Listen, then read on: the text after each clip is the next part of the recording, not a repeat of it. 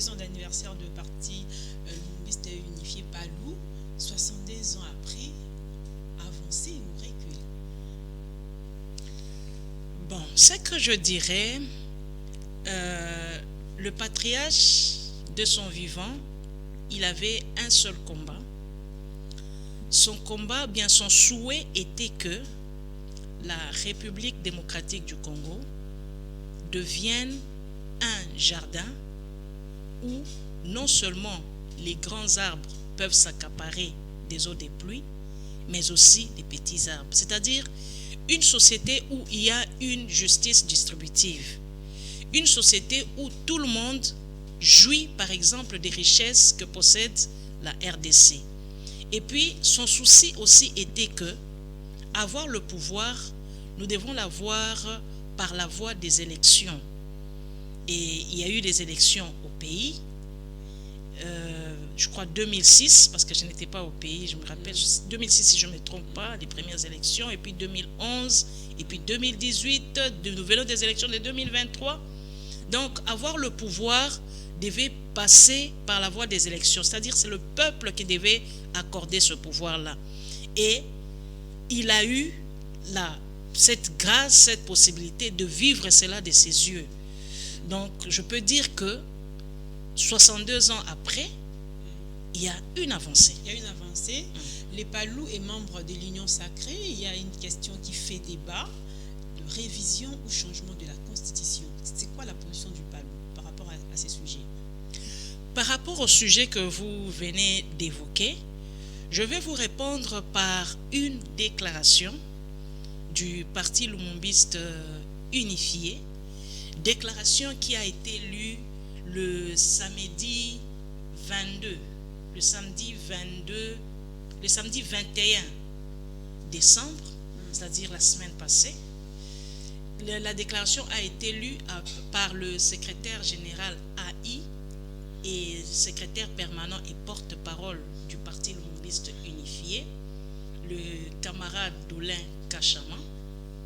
Et dans la déclaration, il a dit que le Parti Lumumbiste unifié s'associe à l'idée du président de la République, son Excellence Félix Antoine Tshisekedi, qui a dit qu'il mettra en place une commission qui va travailler pour analyser les différents articles de la Constitution et à l'issue du travail, il y aura une position par rapport à la révision de la Constitution.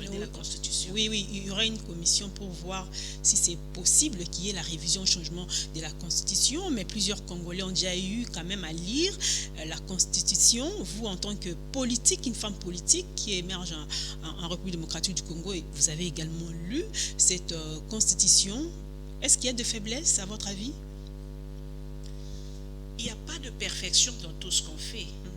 On reconnaît que lorsqu'on fait un travail, c'est toujours bien que quelqu'un d'autre puisse aussi analyser. Même quand on était à l'université, quand on fait un TFC, on a un directeur, on a un co-directeur. Et tout cela, c'est pour dire que telle idée, vous l'avez mal exprimée, vous auriez dû faire ceci. Donc, je suis d'avis que c'est possible qu'il y ait des éléments qui peuvent être modifié ou encore changé, tout simplement puisque la Constitution, c'est pas la Bible qu'on ne peut pas toucher. Oui, la Constitution n'est pas la Bible. Elle n'est pas une vérité absolue.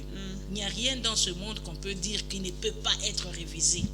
Donc, c'est dans ce sens-là, je pense que l'idée n'est pas mauvaise. Vous êtes de l'Union sacrée, nous parlons un peu du bilan, pas seulement du Palou, mais aussi par rapport à l'actualité en République démocratique du Congo. Vous évoluez aux côtés du chef de l'État, vous êtes de l'Union sacrée. Est-ce que le pays va bien? Puisque bientôt il y aura remaniement du gouvernement. Dans le gouvernement souminois, il y a aussi les membres du Palou qui sont ministres. Est-ce que le pays va bien? Ou il y a des défis à relever? Nous avons fait un pas en avant. Un mot par rapport à ça.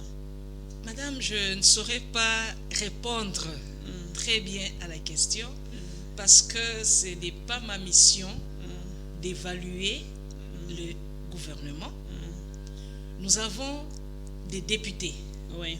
Les députés ont non seulement qui sont là pour voter des lois, ils sont là aussi pour analyser comment et si ces lois votées sont respectées par l'exécutif.